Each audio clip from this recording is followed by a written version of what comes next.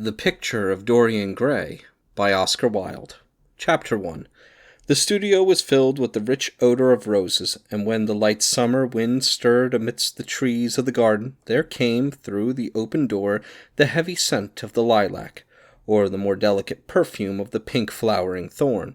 From the corner of the divan, of Persian saddlebags on which he was lying, smoking, as was his custom, innumerable cigarettes, Lord Henry Wotton could just catch the gleam of the honey-sweet and honey-colored blossoms of a laburnum, whose tremulous branches seemed hardly able to bear the burden of a beauty so flame-like as theirs, and now and then the fantastic shadows of birds in flight flitted across the long tussore silk curtains that were stretched in front of the huge window, producing a kind of momentary Japanese effect, and making him think of those pallid jade-faced painters of Tokyo who, through the medium of an art that is necessarily immobile, seek to convey the sense of swiftness and motion, the sullen murmur of the bees shouldering their way through the long unmown grass, or circling with monotonous insistence round the dusty gilt horns of the straggling woodbine, which seemed to make the stillness more oppressive. The dim roar of London was like the bourbon note of a distant organ. In the center of the room, clamped to an upright easel, stood the full-length portrait of a young man of extraordinary personal beauty, and in front of it, some little distance away, was sitting the artist himself, Basil Hallward, whose sudden disappearance some years ago caused, at the time, such public excitement, and gave rise to so many strange conjectures. As the painter looked at the gracious and comely form he had so skillfully mirrored in his art, a smile of pleasure passed across his face, and seemed about to linger there, but he suddenly started up, and, closing his eyes, placed his fingers upon the lids as though he sought to imprison them within his brain some curious dream from which he feared he might awake. "It is your best work, Basil, the best thing you have ever done," said Lord Henry languidly. "You must certainly send it next year to the Grosvenor. The Academy is too large and too vulgar. Whenever I have gone there have been either so many people that I have not been able to see the pictures, which was dreadful, or so many pictures that I have not been able to see the people, which was worse. The Grosvenor is really the only place." "I don't think I shall send it anywhere," he answered, tossing his head back in the odd way that used to make his friends laugh at him at Oxford. "No, I won't send it anywhere." Lord Henry elevated his eyebrows, and looked at him in amazement through the thin blue wreaths of smoke that curled up in such fanciful whirls from his heavy opium-tainted cigarette. "Not send it anywhere, my dear fellow? Why? Have you any reason? What odd chaps you painters are! You'd do anything in the world to gain a reputation. As soon as you have one, you seem to want to throw it away. It is silly of you, for there is only one thing in the world worse than being talked about, and that is not being talked about. A portrait like this would set you far above all the young men in England, and make the old men quite jealous, if old men are ever capable of any emotion." "I know you will laugh at me," he replied, "but I really can't exhibit it. I have put too much of myself into it." Lord Henry stretched himself out on the divan and laughed. "Yes, I knew you would, but it is quite true, all the same." "Too much of yourself in it? Upon my word, Basil, I didn't know you were so vain, and I really can't see any resemblance between you, with your rugged strong face and your coal-black hair, and this young Adonis, who looks as if he was made out of ivory and rose-leaves. Why, my dear Basil, he is a Narcissus, and you, well, of course, you have an intellectual expression and all that, but beauty, real beauty, ends where an intellectual expression begins. Intellect is in itself a mode of exaggeration, and destroys the harmony of any face. The moment one sits down to think, one becomes all nose, or all forehead, or something horrid. Look at the successful men in any of the learned professions. How perfectly hideous they are, except, of course, in the church. But then in the church they don't think. A bishop keeps on saying at the age of 80 what he was told to say when he was a boy of 18, and as a natural consequence he always looks absolutely delightful. Your mysterious young friend, whose name you have never told me, but whose picture really fascinates me, never thinks. I feel quite sure of that. He is some brainless, beautiful creature, who should be always here in winter, when we have no flowers to look at, and always here in summer, when we want something to chill our intelligence. Don't flatter yourself, Basil, you are not in the least like him." "You don't understand me, Harry," answered the artist. "Of course I am not like him. I know that perfectly well. Indeed, I should be sorry to look like him." "You shrug your shoulders? I am telling you the truth. There is a fatality about all physical and intellectual distinction, the sort of fatality that seems to dog through history the faltering steps of kings. It is better not to be different from one's fellows. The ugly and the stupid have the best of it in this world. They can sit at their ease and gape at the play. If they know nothing of victory, they are at least spared the knowledge of defeat. They live as we all should live, undisturbed, indifferent, and without disquiet. They neither bring ruin upon others, nor ever receive it from alien hands. Your rank and wealth, Harry, my brains, such as they are, my art, whatever it may be worth, Dorian Gray's good looks, we shall all suffer for what the gods have given us, suffer terribly."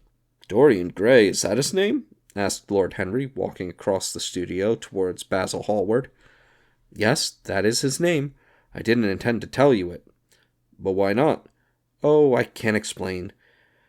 When I like people immensely, I never tell their names to anyone. It is like surrendering a part of them. I have grown to love secrecy.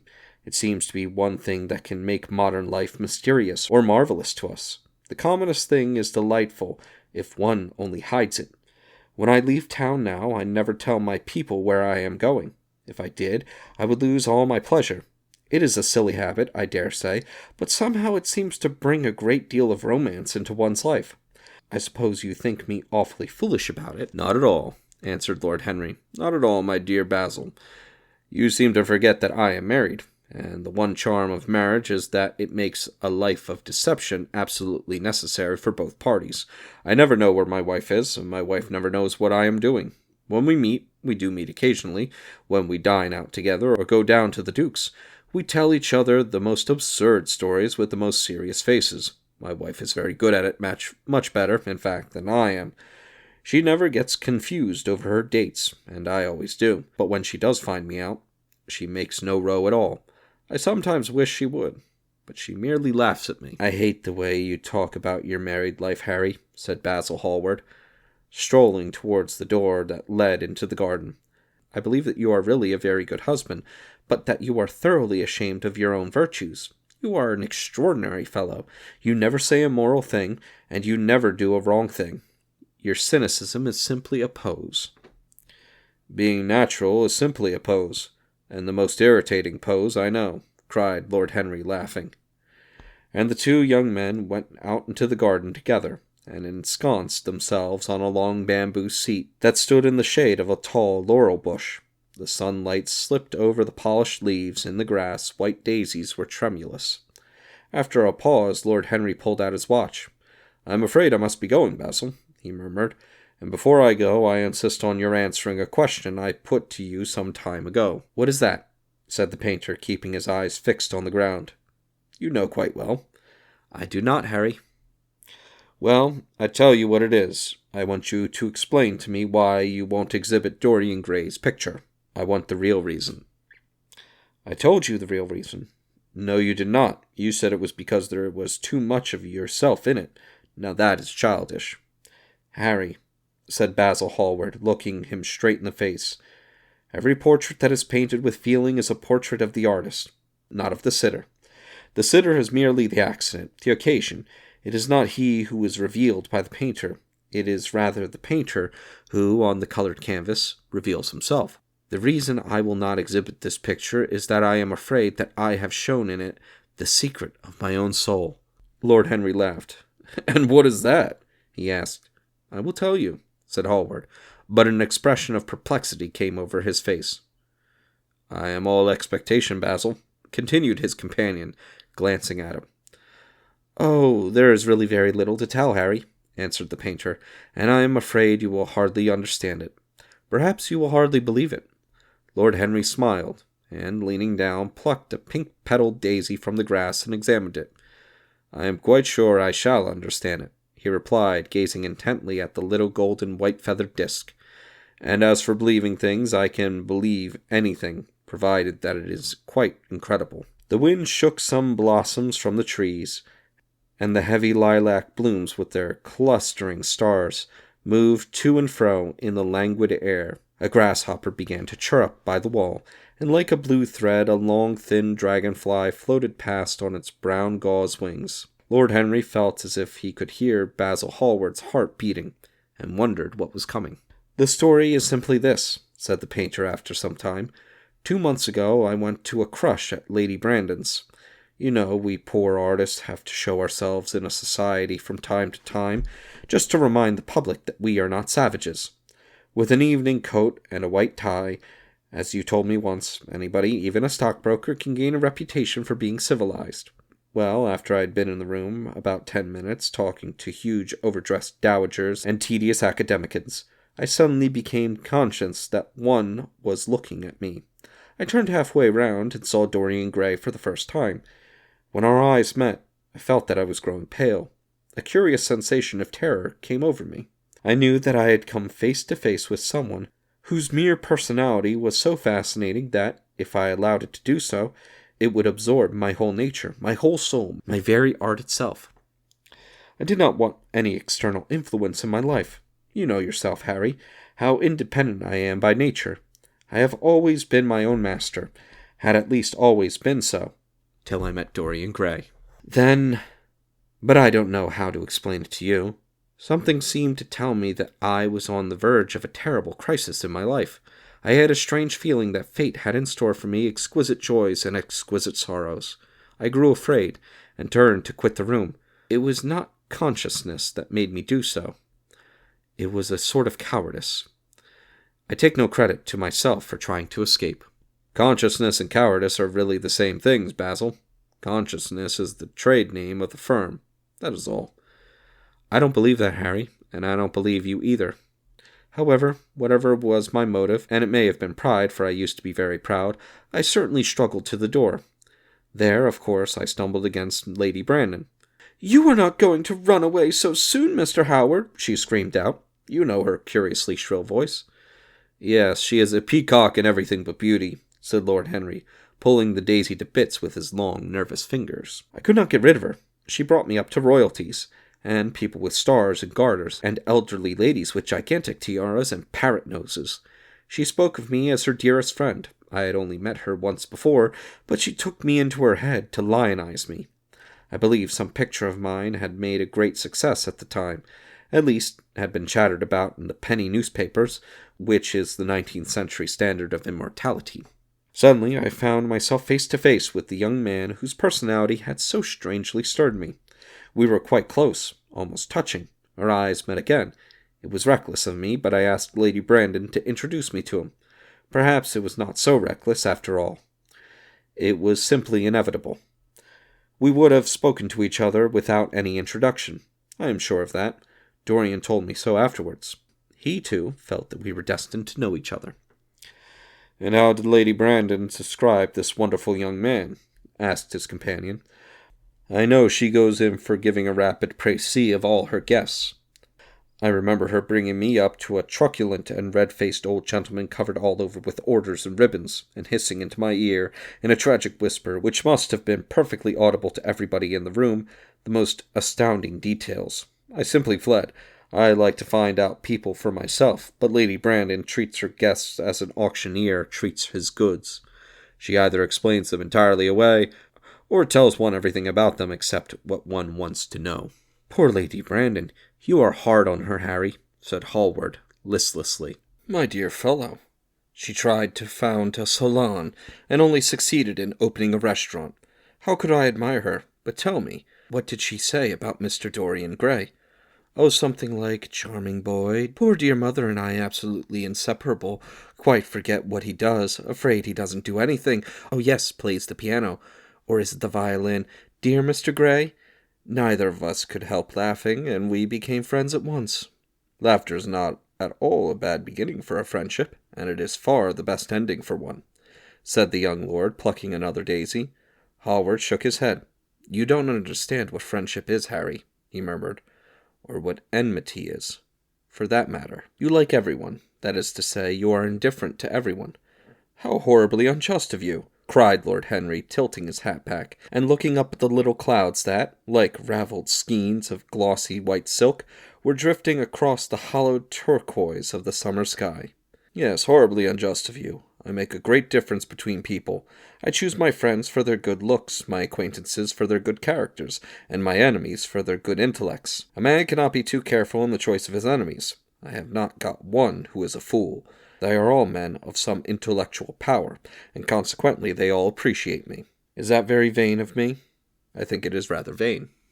"I should think it was, Harry, but according to your category I must be merely an acquaintance." "My dear old Basil, you are so much more than a mere acquaintance." "And much less than a friend. A sort of brother, I suppose." "Oh, brothers, I don't care for brothers. My elder brother won't die, and my younger brothers seem never to do anything else." "Harry!" exclaimed Hallward, frowning. "My dear fellow, I am not quite serious, but I can't help detesting my relations. I suppose it comes from the fact that none of us can stand other people having the same faults as ourselves. I quite sympathize with the rage of the English democracy against what they call the vices of the upper orders.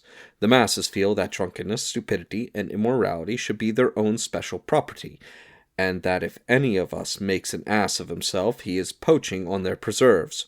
When poor Southwark got into the divorce court, their indignation was quite magnificent, and yet I don't suppose that 10% of the proletariat live correctly." "I don't agree with a single word that you have said, and, what is more, Harry, I feel you don't either."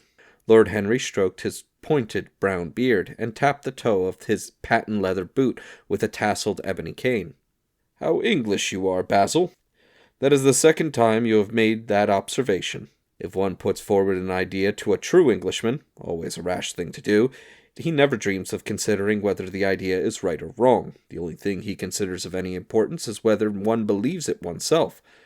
Now, the value of an idea has nothing whatsoever to do with the sincerity of the man who expresses it. Indeed, the probabilities are that the more insecure the man is, the more purely intellectual will the idea be, as in that case it will not be colored by either his wants, his desires, or his prejudices. However, I don't propose to discuss politics, sociology, or metaphysics with you. I like persons better than principles, and I like persons with no principles better than anything else in the world. Tell me more about Mr. Dorian Gray. How often do you see him?" "Every day. I couldn't be happy if I didn't see him every day. He is absolutely necessary to me." "How extraordinary!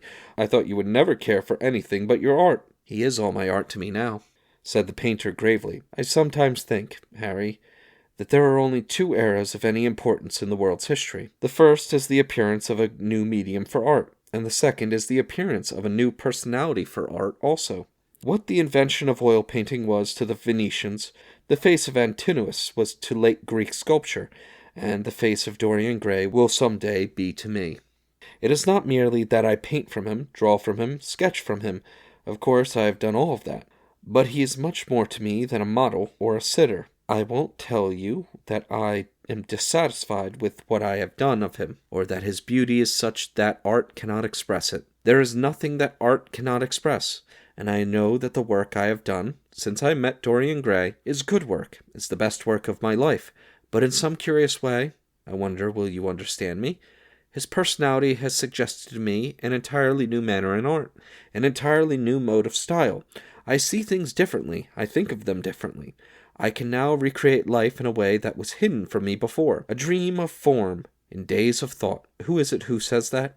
I forget, but it is what Dorian Gray has been to me. The merely visible presence of this lad, for he seems to be little more than a lad, though he is really over 20, his merely visible presence, I wonder, can you realize all that means? Unconsciously he defines for me the lines of a fresh school, a school that is to have in all the passion of the romantic spirit, all the perfection of the spirit that is Greek, the harmony of soul and body.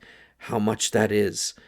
We, in our madness, have separated the two, and have invented a realism that is vulgar, an ideality that is void. Harry, if you only knew what Dorian Gray is to me, you remember that landscape of mine, for which Agnew offered me such a huge price, but which I would not part with? It is one of the best things I have ever done, and why is it so? because while I was painting it, Dorian Gray sat beside me. Some subtle influence passed from him to me, and for the first time in my life I saw in the plain woodland the wonder I had always looked for and always missed.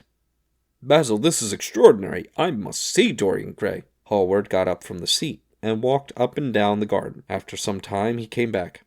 "Harry," he said, "Dorian Gray is to me simply a motive in art. You might see nothing in him. I see everything in him. He is never more present in my work than when no image of him is there. He is a suggestion, as I have said, of a new manner. I find him in the curves of certain lines, in the loveliness and subtleties of certain colors. That is all."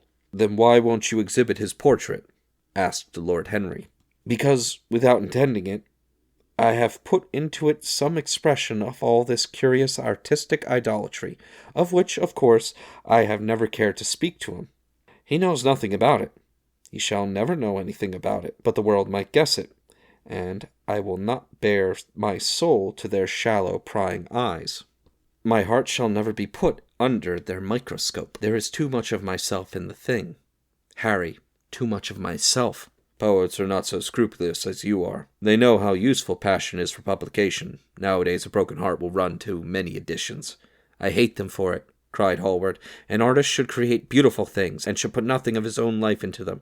We live in an age when men treat art as if it were meant to be a form of autobiography. We have lost the abstract sense of beauty. Some day I will show the world what it is, and for that reason the world shall never see my portrait of Dorian Gray." "I think you are wrong, Basil, but I won't argue with you. It is only the intellectually lost who ever argue. Tell me, is Dorian Gray very fond of you?" The painter considered for a few moments. "He likes me," he answered, after a pause. "I know he likes me. Of course I flatter him dreadfully. I find a strange pleasure in saying things to him that I know I shall be sorry for having said. As a rule, he is charming to me, and we sit in the studio and talk of 1,000 things. Now and then, however, he is horribly thoughtless, and seems to make a real delight in giving me pain. Then I feel, Harry, that I have given away my whole soul to someone who treats it as if it were a flower to put in his coat, a bit of decoration to charm his vanity, an ornament for a summer's day." "Days in summer, Basil, are apt to linger," murmured Lord Henry. "Perhaps you will tire sooner than he will. It is a sad thing to think of, but there is no doubt that genius lasts longer than beauty. That accounts for the fact that we all take such pains to over-educate ourselves. In the wild struggle for existence, we want to have something that endures, and so we fill our minds with rubbish and facts, in the silly hope of keeping our place. The thoroughly well-informed man, that is the modern ideal, and the mind of the thoroughly well-informed man is a dreadful thing. It is like a bric-a-brac shop, all monsters and dust, with everything priced above its proper value. I think you will tire first, all the same. Some day you will look at your friend, and he will seem to you to be a little out of drawing, or you won't like his tone of color, or something. You will bitterly reproach him in your own heart, and seriously think that he has behaved very badly to you.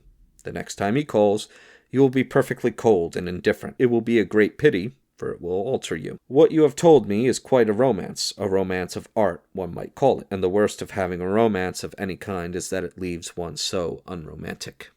"Harry, don't talk like that. As long as I live, the personality of Dorian Gray will dominate me. You can't feel what I feel." "You will change. You change too often." "Ah, my dear Basil, that is exactly why I can feel it. Those who are faithful know only the trivial side of love. It is the faithless who know love's tragedies." And Lord Henry struck a light on a dainty silver case, and began to smoke a cigarette with a self-conscious and satisfied air. As if he had summed up the world in a phrase, there was a rustle of chirruping sparrows in the green lacquer leaves of the ivy, and the blue cloud shadows chased themselves across the grass like swallows. How pleasant it was in the garden, and how delightful other people's emotions were, much more delightful than their ideas it seemed to him. One's own soul and the passions of one's friends, those were the fascinating things in life. He pictured to himself with silent amusement the tedious luncheon that he had missed by staying so long with Basil Hallward. Had he gone to his aunt's, he would have been sure to have met Lord Goodbody there, and the whole conversation would have been about the feeding of the poor and the necessity for model lodging-houses. Each class would have preached the importance of those virtues, for whose exercise there was no necessity in their own lives. The rich would have spoken on the value of thrift, and the idle grown eloquent over the dignity of labor. It was charming to have escaped all that. As he thought of his aunt, an idea seemed to strike him. He turned to Hallward and said, "My dear fellow, I have just remembered." "Remembered what, Harry?" "Where I heard the name of Dorian Gray." "Where was it?" asked Hallward, with a slight frown. "Don't look so angry, Basil. It was at my aunt, Lady Agatha's. She told me she had discovered a wonderful young man who was going to help her in the East End, and that his name was Dorian Gray. I am bound to state that she never told me he was good-looking. Women have no appreciation of good looks. At least, good women have not. She said that he was very earnest, and had a beautiful nature. I at once pictured to myself a creature with spectacles and lank hair, horribly freckled, and trampling about on huge feet. I wish I had known it was your friend." "I am very glad you didn't, Harry." "Why?" "I don't want you to meet him." "You don't want me to meet him?" "No." "Mr. Dorian Gray is in the studio, sir," said the butler, coming into the garden. "You must introduce me now," cried Lord Henry, laughing. The painter turned to his servant, who stood blinking in the sunlight. "Ask Mr. Gray to wait, Parker. I shall be in a few moments." The man bowed and went up the walk. Then he looked at Lord Henry. "Dorian Gray is my dearest friend," he said. "He has a simple and a beautiful nature. Your aunt was quite right in what she said of him. Don't spoil him. Don't try to influence him. Your influence would be bad. The world is wide, and has many marvelous people in it. Don't take away from me the one person who gives to my art whatever charm it possesses. My life as an artist depends on him. Mind, Harry, I trust you." He spoke very slowly, and the words seemed wrung out of him almost against his will. "What nonsense you talk," said Lord Henry, smiling, and taking Hallward by the arm.